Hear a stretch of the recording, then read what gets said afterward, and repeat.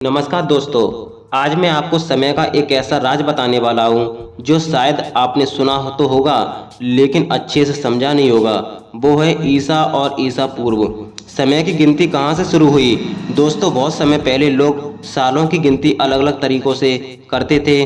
कहीं राजा के राज से, कहीं किसी बड़े युद्ध से, तो कहीं किसी त्योहार से। लेकिन बाद में एक खास इंसान हुए, ईसा मसीह। उनके जन्म को इतना महत्वपूर्ण माना गया कि उसी से नई तरीके से समय की गिनती शुरू कर दी गई। ईसा का मतलब क्या है?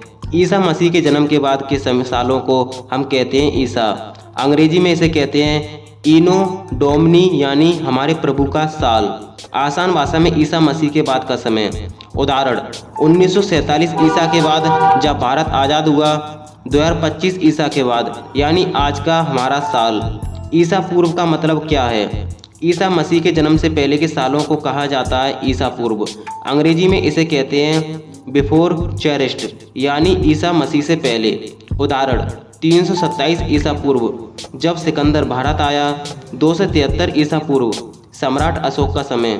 57 ईसा पूर्व विक्रम संवत की शुरुआत। आसान याद रखने का आपको तरीका बताता हूँ। सोचो कि ईसा मसीह का जन्म 0 पॉइंट पर है। उनके जन्म के पहले के साल बराबर ईसा पूर्व, उनके जन्म के बाद का साल बराबर ईसा। मतलब समय को 2 हिस्सों में बांट दिया गया। नंबर 1 ईसा पूर्व पुराना समय, नंबर 2 ईसा नया समय।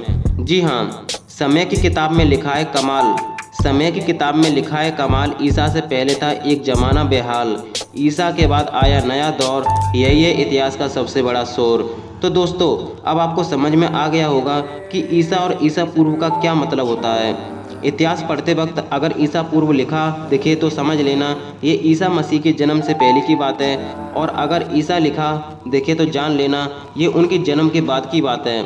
अगर आपको ये जानकारी अच्छी लगी हो और वीडियो में कुछ नया सीखने को मिला हो तो दोस्तों वीडियो को लाइक करके, चैनल को सब्सक्राइब करके, बेल आइकन को ऑल पर सेलेक्ट करके जाना, ताकि हमारी सभी आने वाली वीडियो की लोकेशन आप तक सबसे पहले पहुंच सके। तो चलिए गाइस, मिलते हैं आपको एक और नई वीडियो में एक और नए टॉपिक के साथ। तब तक के लिए जय हिंद, जय भारत।